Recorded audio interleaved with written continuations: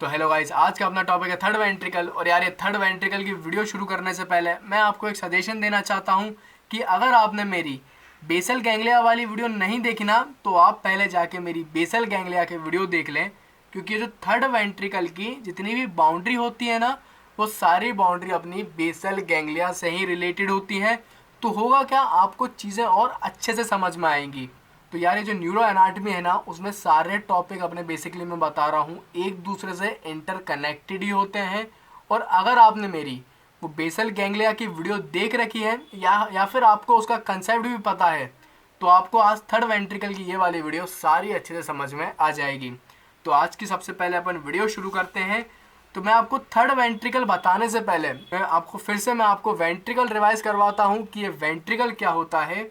तो उसको समझने के लिए आप मेरे फ़ोन में यहाँ पे साइड में 3D मॉडल देखो। तो यार, ये अपना पूरा है ब्रेन का 3D मॉडल।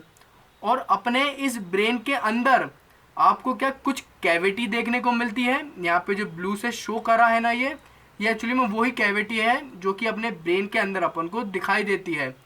तो इन्हीं सारी कैविटी को अपन बोलते हैं वेंट्रिकल। तो एक्चुअली में ये जो वेंट्रिकल जो है, वो अपने ब्रेन के अंदर कुछ कैविटी प्रेजेंट होती है और उन्हीं कैविटी को अपन बोलते हैं वेंट्रिकल। तो टोटल जो है अपने 4 वेंट्रिकल्स यार प्रेजेंट होते हैं। मैं आपको क्या है वेंट्रिकल सेपरेट करके दिखाता हूँ, तो अब आपको क्लियरली ये पूरे वेंट्रिकल दिखेंगे। तो टोटल अपने ब्रेन में 4 वेंट्रिकल प्रेजेंट है। 2 इसके ये लेटरल वेंट्रिकल, तो 2 इसमें होते हैं ये लेटरल वेंट्रिकल। देन ये दोनों लेटरल वेंट्रिकल आप ये देख रहे हो, ये अपने इस थर्ड वेंट्रिकल में खुलता है। तो ये बीच में अपना थर्ड वेंट्रिकल है। और आप खुद देख पा रहे हो कि ये जो थर्ड वेंट्रिकल जो है, ये थोड़ा अपना चपटा सा है, ये फ्लैटेंड है। तो बीच में फिर अपना आ रहा है ये थर्ड वेंट्रिकल। देन इस थर्ड वेंट्रिकल के बाद अपना एक लास्ट वेंट्रिकल आता है, जो कि अपना है ये फोर्थ वेंट्रिकल। और इस फोर्थ वेंट्रिकल की वीडियो मैं आपको पहले ही बता चुका हूँ। क्योंकि इन सारे वेंट्रिकल्स को पढ़ने का बेस्ट तरीका होता है कि आप नीचे से पढ़ते हुए चलो। पहले आप पढ़ो फोर्थ वेंट्रिकल, फिर आप पढ़ो थर्ड वेंट्रिकल, देन सबसे एंड में अपन ये देखेंगे दोनों लेटरल वेंट्रिकल। तो कुल मिला के मैंने आपको इसके चारों वेंट्रिकल दिखा दिए। और ये जो वेंट्रिकल जो है ना यार, वो एक दूसरे से मैं आपको बताऊं कनेक्टेड रहते हैं। जैसे कि आप देखो कि ये दोनों लेटरल वेंट्रिकल अपना ये थर्ड वेंट्रिकल से कनेक्ट है। देन ये थर्ड वेंट्रिकल खुद अपना ये अपना फिर फोर्थ वेंट्रिकल से ये कनेक्ट है। तो कुछ इस तरीके से अपने ब्रेन के अंदर ये प्रेजेंट होते हैं सारे वेंट्रिकल्स। और यार, ये वेंट्रिकल्स एक्चुअली में ब्रेन में क्यों प्रेजेंट हैं, तो मेनली मैं आपको बताऊं, अपन ने देखा था कि अपनी जो ब्रेन की कवरिंग होती है ना, उसके अंदर एक फ्लूइड प्रेजेंट होता है। उसे अपन बोलते हैं सेरेब्रो स्पाइनल फ्लूइड। तो ये जो सेरेब्रो स्पाइनल फ्लूइड है ना, वो एक्चुअली में अपना इसी वेंट्रिकल में सीक्रेट होता है। तो मेनली ये जो सेरेब्रोस्पाइनल फ्लूइड है, वो अपना इस थर्ड वेंट्रिकल में और इसके ये वाले लेटरल वेंट्रिकल में, इन दोनों वेंट्रिकल में सीक्रेट होता है। फिर आज की अपन वीडियो अब शुरू करते हैं ये थर्ड वेंट्रिकल को लेके। तो यार, ये जो थर्ड वेंट्रिकल है ना, आप खुद देख रहे हो, वो अपना एक्चुअली में डायन्यूक्लियोफोनल की कैविटी है। अब यहाँ पे मैं आपको डायन्यूक्लियोफोनल का मतलब बताऊं, तो इसका मतलब ये इंडिकेट कर रहा है कि अपने इस थर्ड वेंट्रिकल के दोनों साइड में अपना प्रेजेंट होगा थैलेमस। तो इसको थैलेमस को समझाने के लिए ना, मैं आपको फिर से अपना बेसल गैंग्लिया रिवाइज करवाता हूँ, ताकि आपको यार ज़्यादा चीज़ें अच्छे से समझ में आए। अपना ये जो सेरेब्रल हेमिस्फीयर है ना, उस सेरेब्रल हेमिस्फीयर के डीप में अपने यहाँ पे प्रेजेंट रहते हैं कुछ स्ट्रक्चर्स, और उन्हीं स्ट्रक्चर को अपन बोलते हैं बेसल गैंग्लिया। तो मैं सबसे पहले ये अपना है सेरेब्रल हेमिस्फीयर, उसको मैं करता हूँ हाइड। तो आपको क्लियरली दिखेगा इस सेरेब्रल हेमिस्फीयर के अंदर ये जितने भी अपने स्ट्रक्चर प्रेजेंट है ना, उसी को अपन बोलते हैं बेसल गैंग्लिया। तो बेसल गैंग्लिया में सबसे पहले अपना आता है ये क्वाड्रेट न्यूक्लियस। तो ये जो क्वाड्रेट न्यूक्लियस है ना, वो अपना बेसल गैंग्लिया का ही पार्ट है। तो बेसल गैंग्लिया में सबसे पहला अपना आता है ये क्वाड्रेट न्यूक्लियस। देन इस क्वाड्रेट न्यूक्लियस के अंदर अपन को फिर मिलते हैं ये 2 ग्लोबस पैलिडस। पहले ये lateral globus pallidus, then lateral के अंदर अपन को मिलेगा मीडियल ग्लोबस पैलिडस। और उसके बाद अपन को ये मिलता है थैलेमस। ये आप देख रहे हो ना, तो ये अपना यहाँ पे होते हैं 2 थैलेमस, राइट में राइट थैलेमस और अपने लेफ्ट में यहाँ पे लेफ्ट थैलेमस। और ये जो दोनों थैलेमस है ना, राइट थैलेमस और लेफ्ट थैलेमस, उन दोनों के बीच में ये अपना प्रेजेंट है थर्ड वेंट्रिकल। तो यार इसको मैं आपको समझाऊं, तो यार मान लो ये अपना लेफ्ट वाला थैलेमस है, तो ये है अपना लेफ्ट थैलेमस और उसके बीच में ये अपना है थर्ड वेंट्रिकल और ये है अपना राइट थैलेमस। तो कुछ इस तरीके से प्रेजेंट रहता है ये अपना थर्ड वेंट्रिकल, लेफ्ट थैलेमस और अपने राइट थैलेमस के यूँ बीच में प्रेजेंट है। तो आपको अच्छे से समझ में आ गया होगा कि जो थर्ड वेंट्रिकल जो है वो अपने दोनों थैलेमस के बीच में प्रेजेंट होता है। उसी के अलावा अगर मैं आपको एक और स्ट्रक्चर यहाँ पे बता ही देता हूँ, ये आप ये गोल सा स्ट्रक्चर देख रहे हो ना, ये इसे अपन बोलते हैं एमिगडेला। और ये जो एमिगडेला जो है ये भी अपना बेसल गैंग्लियो का ही पार्ट है। उसके अलावा यहाँ पे ये एक इस तरीके से कर्व स्ट्रक्चर रहता है, ये देख रहे हो आप। इस स्ट्रक्चर को अपन ने बेसल गैंग्लिया की वीडियो में बोला था फॉरनेक्स। तो ये जो फॉरनेक्स जो है ये अपना क्लियरली आपको दिख रहा होगा। तो ये फॉरनेक्स जो है इसके वन एंड में अपना जुड़ा होता है हिप्पोकैम्पस, और हिप्पोकैम्पस वही स्ट्रक्चर है अपने ब्रेन का जो कि अपनी शॉर्ट टर्म मेमोरी को लॉन्ग टर्म मेमोरी में जोड़ता है। तो ये है अपना हिप्पोकैम्पस, और हिप्पोकैम्पस से अपना ये शुरू हो गया फॉरनेक्स, और अपने फॉरनेक्स के दूसरे एंड में यहाँ पे इधर प्रेजेंट होता है मेमोरी बॉडी। तो ये सारे स्ट्रक्चर जो हैं अपन बेसल गैंग्लिया की वीडियो में अच्छे से डिटेल में पढ़ चुके हैं, लेकिन अभी ये थर्ड वेंट्रिकल की बाउंड्री में भी ये सारे स्ट्रक्चर आएंगे, इसलिए मैंने आपको ये एक बार और फर्दर रिवाइज करवा दिए। अब मैं आपको क्या फिर से दिखाता हूँ अपना ये थर्ड वेंट्रिकल। तो आपको ये चीज़ क्लियर हो गई होगी कि ये जो थर्ड वेंट्रिकल जो है वो अपना दोनों थैलेमस के बीच में प्रेजेंट है। अब मैं आपको बताता हूँ इसका कम्युनिकेशन। तो यार अब एक्चुअली में होता क्या है, मैंने आपको बताया था ना कि अपने सारे वेंट्रिकल एक दूसरे से कनेक्टेड होते हैं। तो आप खुद देखो, ये जो अपना थर्ड वेंट्रिकल है ना, ये थर्ड वेंट्रिकल इंटीरियर में दोनों लेटरल वेंट्रिकल से अटैच है। ये अपने दोनों लेटरल वेंट्रिकल है। देन लेटरल वेंट्रिकल से अपनी एक निकल रही है फोरामेन, उसको अपन बोलते हैं फोरामेन ऑफ मोनरो।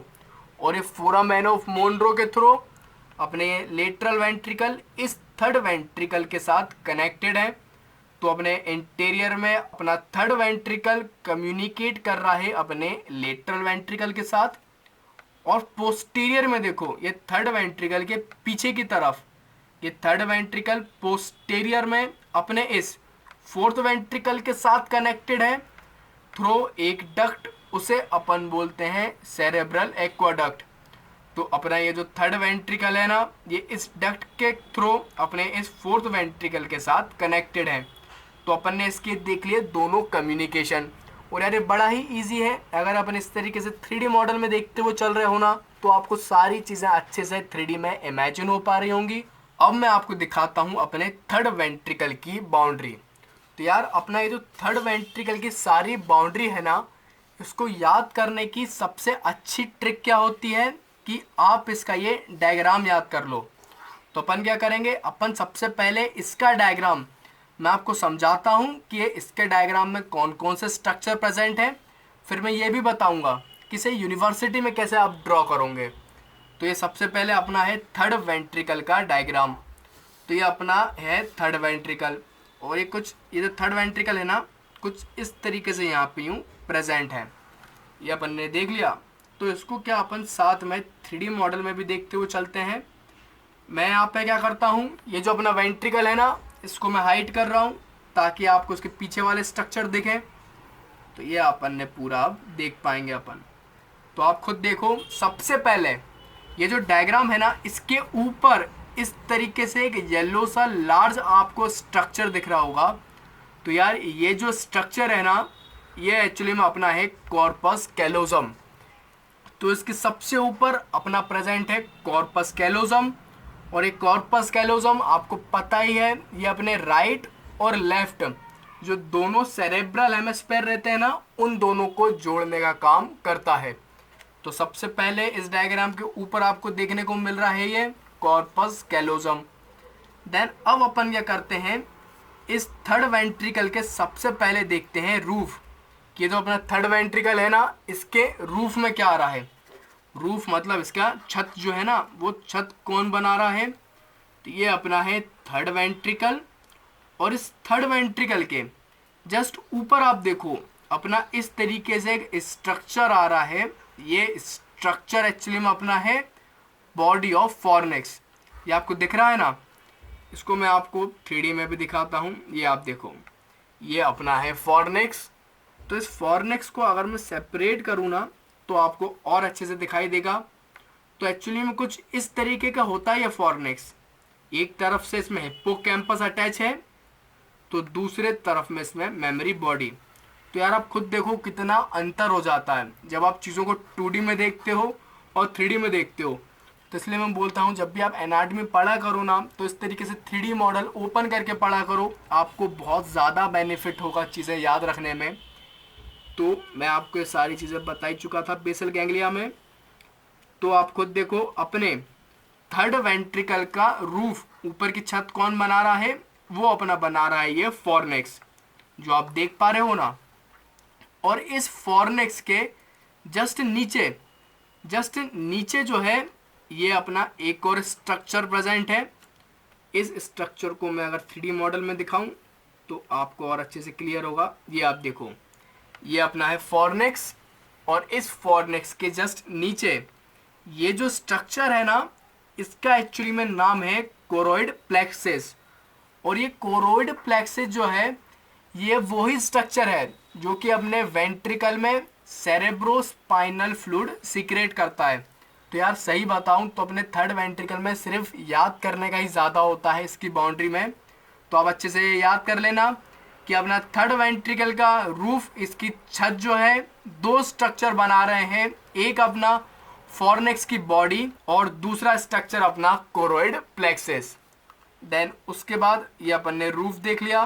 देन इसका रूफ देखने के बाद मैं आपको बताता हूँ इसका फ्लोर।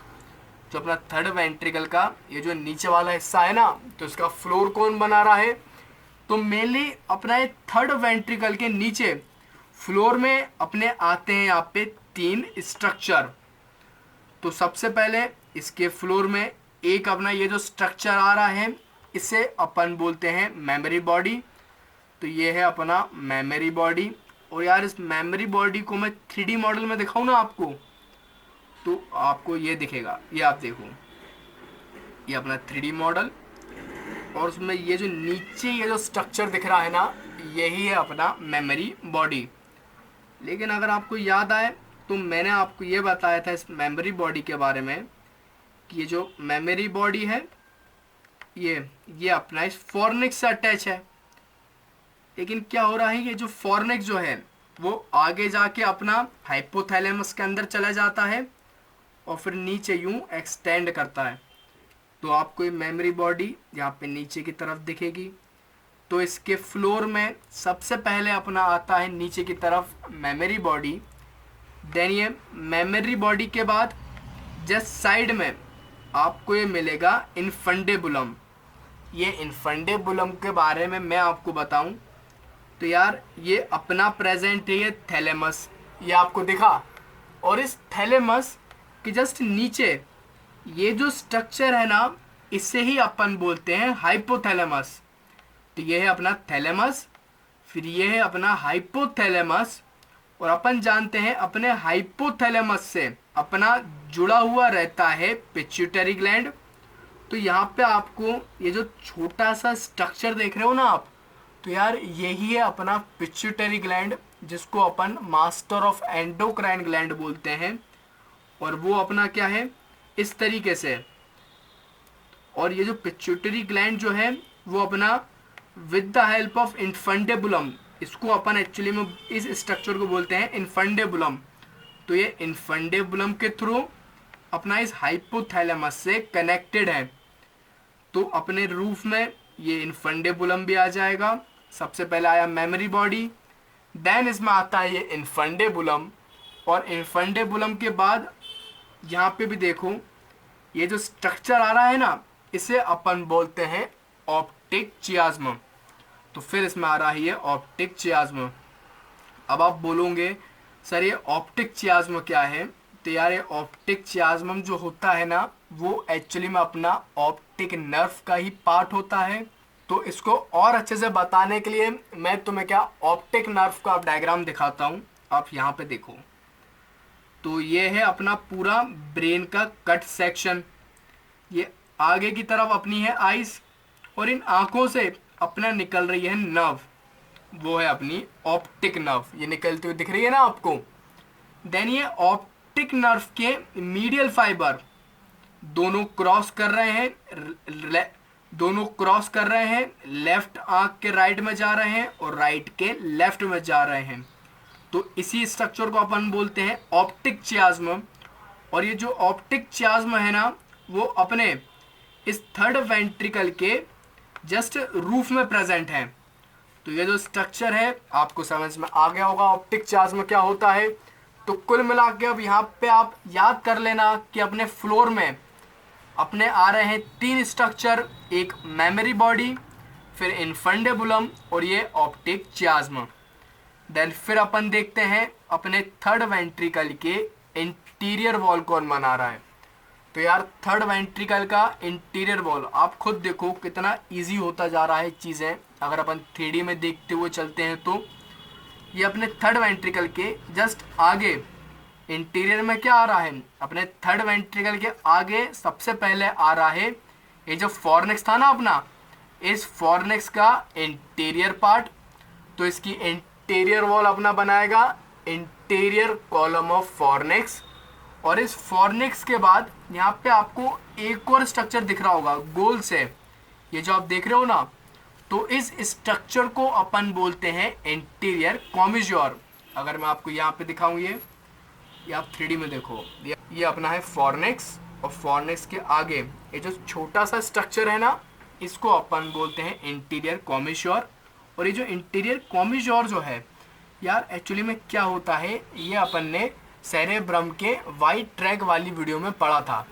तो मैंने आपको बोला ना, ये सारे टॉपिक एक दूसरे से इंटरकनेक्टेड हैं, और आप इसलिए मेरी वीडियो सीक्वेंस में देखा करो। मैं यहाँ पे कोई भी रैंडम सीक्वेंस में वीडियो अपलोड नहीं कर रहा, मैं बिल्कुल सीक्वेंस में ही अपलोड करता हूँ, ताकि आपको सारी चीज़ अच्छे से समझ में आए। मैं आपको फिर से रिवाइज करवाता हूँ इसके बारे में। तो अपन ने जिस तरीके से अभी देखा था, मैं फिर से लाता हूँ आपके लिए पूरे स्ट्रक्चर। ये देखिए आप, तो अपन ने सबसे पहले ये देखा था कि अपना ये लेफ्ट सेरेब्रल हेमिस्फीयर इधर एक और प्रेजेंट होगा राइट। तो अपना लेफ्ट और राइट दोनों सेरेब्रल हेमिस्फीयर एक दूसरे से इंटरकनेक्टेड होते हैं थ्रू कॉर्पस कैलोजम। ये आपको दिखा। तो इस कॉर्पस कैलोजम के अलावा कुछ और छोटे नर्व के ट्रैक होते हैं, जो कि दोनों अपने लेफ्ट हेमिस्फीयर को राइट हेमिस्फीयर से जोड़ने का काम करते हैं। उन्हीं में से एक ट्रैक ये वाला भी है, ये अपना है इंटीरियर कॉमिज्योर। और ये जो इंटीरियर कॉमिज्योर जो है, वो अपना राइट और लेफ्ट हेमिस्फीयर को कनेक्ट करवाने का काम ही करता है। तो आप अभी यहाँ पे ये याद कर लेना कि अपने थर्ड वेंट्रिकल के इंटीरियर में अपने 2 स्ट्रक्चर प्रेजेंट हैं, एक इंटीरियर कॉलम ऑफ फॉर्निक्स और दूसरा अपना इंटीरियर कॉमिज्योर। तो ये अपन ने इसका इंटीरियर वॉल भी देख लिया। अब बारी अपनी बची इसके पोस्टीरियर वॉल की। तो यार इसके पोस्टीरियर वॉल में आप खुद देखो, एक अपना आ रहा है पीनियल ग्लैंड, और पीनियल ग्लैंड के अलावा ये थर्ड वेंट्रिकल की खुद ये जो डक्ट है ना, जिसे अपन बोलते हैं सेरेब्रल एक्वाडक्ट। तो अपने थर्ड वेंट्रिकल के पीछे 2 स्ट्रक्चर हैं, एक पीनियल बॉडी और सेरेब्रल एक्वाडक्ट। मैं अगर पीनियल बॉडी को यहाँ पे भी दिखाऊं तो आपको और अच्छे से दिखाई पड़ेगा। ये देखो, ये जो आप छोटा सा ये जो स्ट्रक्चर देख रहे हो ना, इसे ही अपन बोलते हैं पीनियल बॉडी। ये कुछ इस तरीके से। तो ये अपन ने इसकी पोस्टीरियर वॉल भी देख ली। और इसके लेटरल वॉल में अपन को पता है कि अपने थर्ड वेंट्रिकल के लेटरल में अपना आता है थैलेमस। तो अपने थर्ड वेंट्रिकल के लेटरल में दोनों साइड अपना प्रेजेंट होता है थैलेमस। तो ये मैंने आपको इसकी सारी बाउंड्रीज बता दी। और यार यूनिवर्सिटी में कभी अपना ये थर्ड वेंट्रिकल लिखने के लिए आ गया ना, तो पहले आप पूरा इसका ये डायग्राम बनाना, और इस डायग्राम में जैसे जैसे इसकी सारी वॉल्स लिखी है ना, वैसे इसी डायग्राम को देख देख के इसकी सारी बाउंड्री आप लिख देना। वरना आप सोचो मैं डायरेक्ट इसकी सारी बाउंड्री रट के चले जाऊं तो आप इसको नहीं रट पाओगे, क्योंकि बहुत ज़्यादा कॉम्प्लिकेटेड डायग्राम है। और उसको बनाने का तरीका भी तुम देख लो। पहले ऐसे बनाना है कॉर्पस कैलोजम, फिर ये बनाना फॉर्निक्स, उसके बाद इस तरीके से तीनों स्ट्रक्चर बना देना, ऑप्टिक चियाज्म, इन्फंडेबुलम और मेमोरी बॉडी। फिर ये अपना शुरू हो जाता है ब्रेन स्टेम, फिर ये ब्रेन स्टेम बना देना, और यहाँ पे बीच में आप ऐसे शो कर देना अपना थर्ड वेंट्रिकल। तो कुछ इस तरीके से आप बनाना है डायग्राम यूनिवर्सिटी में, तो ही ये ड्रॉ हो पाएगा, वरना आपको जो है बहुत ज़्यादा प्रॉब्लम होगी इसका डायग्राम ड्रॉ करने में। तो फिर अपना एंड वाला पोर्शन बचता है अब अपने थर्ड वेंट्रिकल की रिसेस। तो यार रिसेस का मतलब मैं आपको बताऊं, रिसेस का मतलब मेनली होता है स्पेस। तो यार अपन खुद देखें, थर्ड वेंट्रिकल जो है ये खुद ही एक अपने ब्रेन के अंदर की स्पेस है, ब्रेन के अंदर की एक कैविटी है। तो क्या होता है, इस कैविटी के अंदर अपनी छोटी छोटी और स्पेस बन जाती है, उसी को अपन बोलते हैं थर्ड वेंट्रिकल की रिसेस। तो अगर मैं आपको दिखाऊं तो आप यहाँ पे देखो, ये जो अपना इन्फंडेबुलम है ना, तो क्या हो रहा है, इस इन्फंडेबुलम के कारण अपना थर्ड वेंट्रिकल यहाँ पे नीचे की तरफ यूँ एक्सटेंड कर रहा है। तो उसके कारण यहाँ पे एक छोटी सी ये स्पेस क्रिएट हो गई इतनी सी। तो इसी छोटी सी स्पेस को अपन बोलते हैं इन्फंडेबुलम रिसेस। सिमिलरली इन्फंडेबुलम की तरह ये जो ऑप्टिक चियाज्म है ना, उसके कारण यहाँ पे भी एक छोटी सी स्पेस क्रिएट हो गई, और इसको अपन बोलेंगे ऑप्टिक रिसेस। और ये पीछे की तरफ ये अपना पीनियल ग्लैंड प्रेजेंट है ना, तो इस पीनियल बॉडी के जस्ट पीछे ये जो स्पेस प्रेजेंट हुई, इसको अपन बोलेंगे पीनियल रिसेस। और इस पीनियल ग्लैंड के ऊपर यहाँ पे एक छोटी सी स्पेस आ गई, यहाँ पे एक छोटी सी स्पेस क्रिएट हो गई, और फिर इस स्पेस को अपन बोलते हैं supra pineal recess. Mainly pineal gland के ऊपर है, इसलिए अपन इसे बोलेंगे सुप्रा पीनियल रिसेस। तो यार ये मैंने आपको पूरा थर्ड वेंट्रिकल अच्छे से डिटेल में बता दिया। अब मैं मेरे नोट्स प्रोवाइड करता हूँ इसके स्क्रीनशॉट, फिर ये भी बताऊँगा इसे यूनिवर्सिटी में कैसे लिखना है।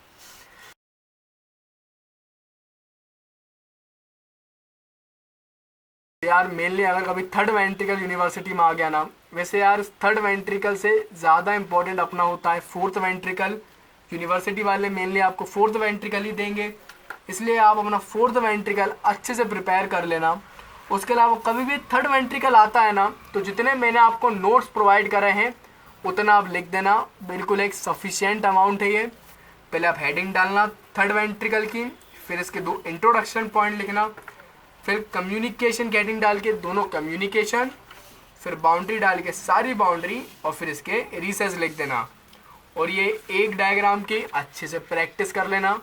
तो अगर वीडियो से हेल्प हुई हो तो वीडियो को तुम करो लाइक, चैनल को सब्सक्राइब कर लो। इसी तरीके से मैं पूरा न्यूरो एनाटॉमी लाता हूँ। और तुम्हें कोई भी टॉपिक देखना हो अपना एनाटॉमी का, तो आप मेरे चैनल की प्लेलिस्ट में जा सकते हैं, वहाँ पे मैं आपको सारे टॉपिक्स आपको मिल जाएंगे। तो thanks for watching and keep learning.